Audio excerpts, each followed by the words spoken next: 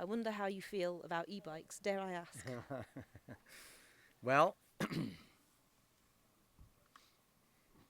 uh, I don't think that they're going to be used for the wonderful reasons that keep getting bandied about, which is, you know, the aged or the disabled or the neophyte or whatever getting out there and then they're going to wean themselves off. No, I don't see that. I see them as motorized, fat tired vehicles, not unlike a motorcycle. I've ridden them. You go considerably faster. Not a little bit. It's not a little bit. And our human nature is not one of a little bit, right? We're not going to say, oh, well, 20 watts is really all I need. That's what I'm going to buy. No, that's not. It'd be like saying, well, can I still get an iPhone 4? If I could just get a new one, it would be plenty. And I don't need the car that talks to me. But we people, we first worlders, we want more. And I don't think that the e-bike thing is going to be any different. So it's going to be like 60 watts, 70 watts, 80 watts. Oh, and then hack it. And maybe I'm speaking American because I'm an American. And here we chip shit. We buy brand new $40,000 cars and $80,000 trucks and we make them go faster. Right, okay. And, everything is about more, right? That's where, look at this. We're more. Mm-hmm. Well, actually, this is a return to less. But the truth is that it's still got indexed shifting and disc brakes and all that. So it's still more than what could be done on the same trail. So, but I do think that the electric powered bicycle, which the electric power far exceeds the rider's output, far exceeds.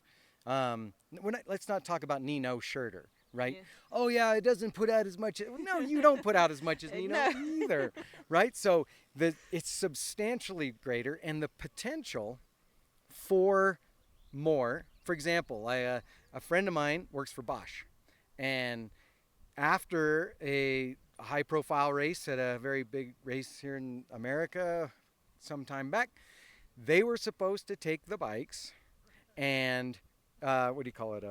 They GPS them to make sure that. And he said the guys were already pulling out their phones and readjusting. And I don't know how they do that, but he said that he has checked bikes that were going 28 miles an hour uphill. Right. Right. So I don't know how they do that. I don't own one. As long as I'm physically able, I will continue to pedal. But and I think that e-bikes are great for people that are not physically able. And I'm talking about physical disabilities, not obesity, not lethargy. No, get on. We,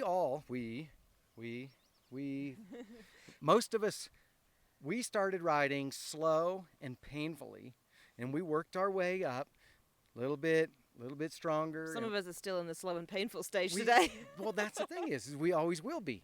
And when you add the motor, it just went away, right? Because now if you don't want to, you can put it on turbo and soft pedal it uphill faster than anybody can pedal.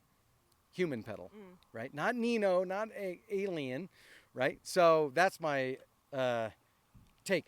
But on the other hand, I truly believe that in a few years, maybe 5, maybe 8, whatever that is, that the high-end mountain bike industry will be done. It will be exterminated by the electric mountain bike because there's no logical reason why somebody's going to walk into your local retailer or look at it online, right? And they're going to say, I got, 5,000 quid, 6,000, and I'm going to buy a nice new bike. And you're going to look at it and you're going to go, I'm an idiot if I don't buy the one, same price, with a motor, right? Part of this is an opinion on our nature, which of course is arguable to the end of time. The human nature is like I have two choices. One has a motor, one doesn't. They cost the same. Why would I get the other one that doesn't? Because this one gives me more. Mm-hmm. Well, do you need more? No, I'm 35-year-old. I could lose a few pounds or 80, whatever. But it's dumb to pay that much and not get the motor. I'll take the motor. And then you test ride it, of course. And then, of course, the motor is nice. Well, actually, I'm of the opinion that the ones that have more are the lesser fun ones to ride because they ride away from you. But the ones that have a bit more natural control, it's like being on EPO, then maybe I think that's a better quality ride. But Well, but you, yeah, you obviously are maybe more in control, than most of the people I'm thinking of, right? Because you're the one that says 20 watts, or well, I'm just making up wattage. I think it's 60 or whatever it is. Whatever is enough, and then you'll enjoy the enhancement, right? Whereas I think some are going to enjoy the tweaking, right? The I don't know what you call it in the UK, but the geeking, right? Okay, I tweaked it and and I rewind and send it off and and re-flashed it and right and see in America, it seems that in the UK and even in the EU, there's a lot greater, I don't know, openness to new things recreating in the mountains, right? Or the hills. Here we have a war between the religious left who wants nothing out there. They want to put a chain across the roads and plant trees down the trails, right? They don't want anybody out there. And then, of course, there's the other extreme, which is the motorized, mining, logging, right? Yeah. So we have this war going, and the mountain bikes are someplace in the middle of it. And all too often, we're getting, shut out. I don't feel that. So the biggest potential for shoppers is in urban areas. So the urban mountain biking areas, the ones right on the edge where I happen to ride, are the ones where there's the greatest potential for conflict, but also the highest number of e-bikes. Yeah. And I don't see that being a long-term happy place either. Yeah, fair enough. So so it's fair to say there's no Turner e-bike in Nah. Turner charged or whatever not while in the I'm- works.